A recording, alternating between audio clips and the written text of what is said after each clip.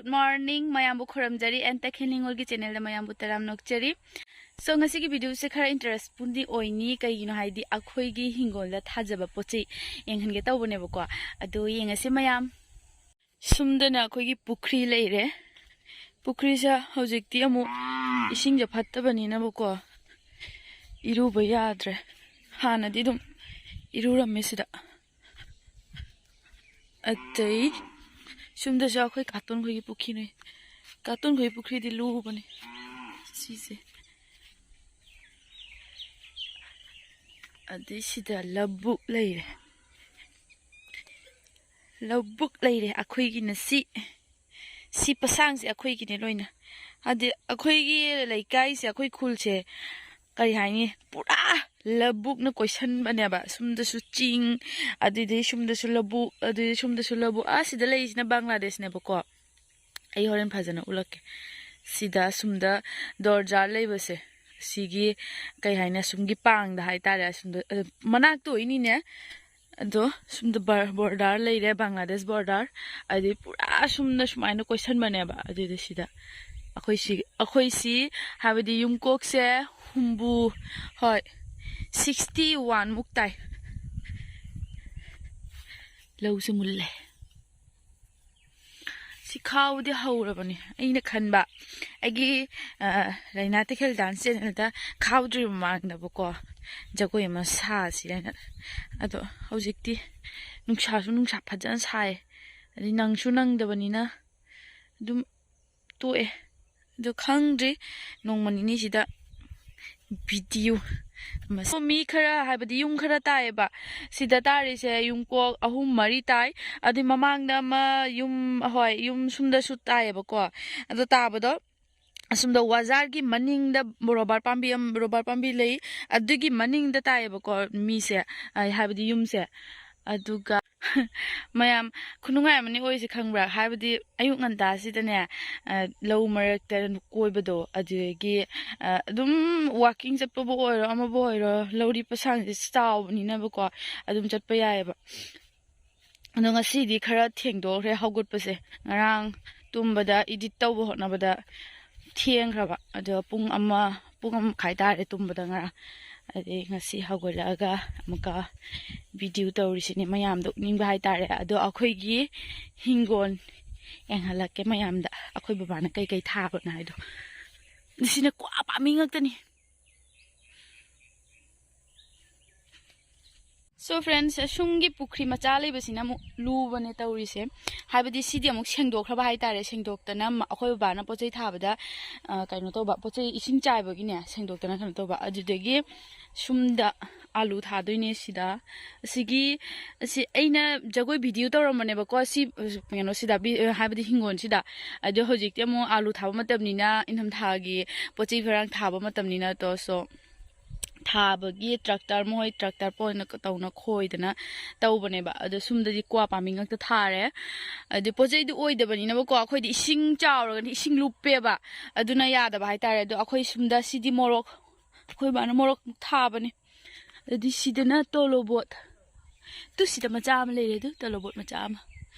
si leire sidi atei di yadre akhoi chara amai am chare adugi yonchu yole ba de sida hangam jisu sida namula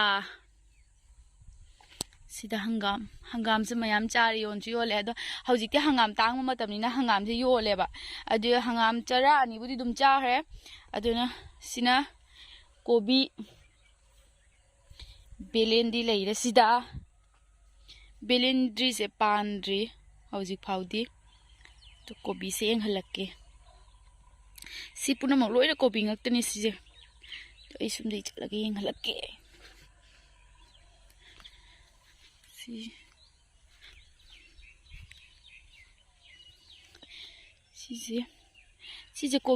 sije kobi leini adudagi si mana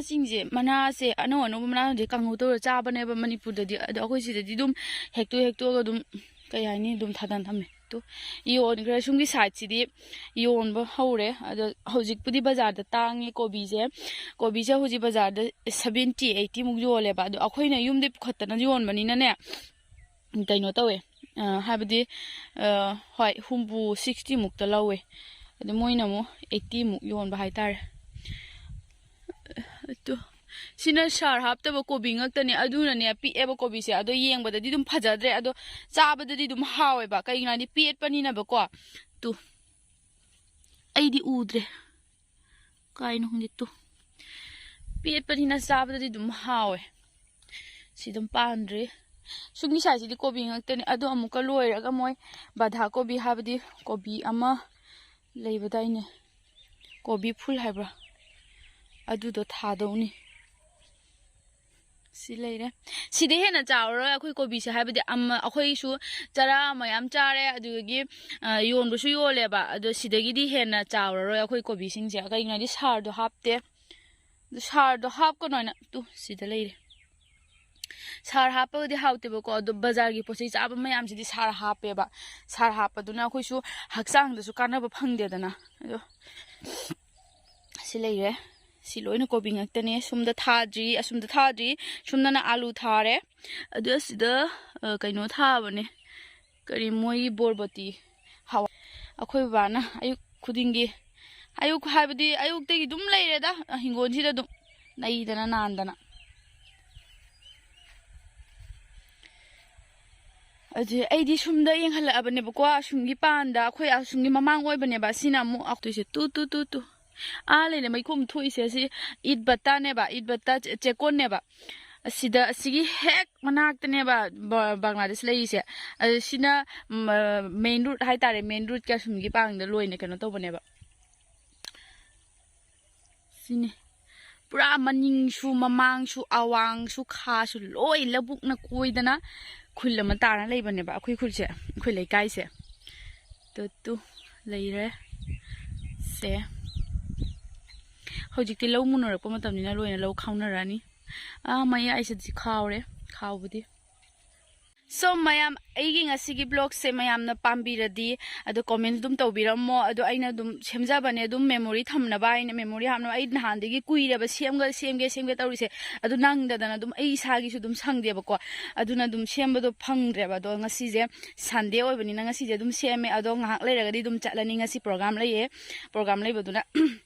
chatlani ngahak leraga to asi anoba channel se mayamna pambiradi subscribe tawbirammo aduga like share pibirammo aduga next video da amu unarase so mayam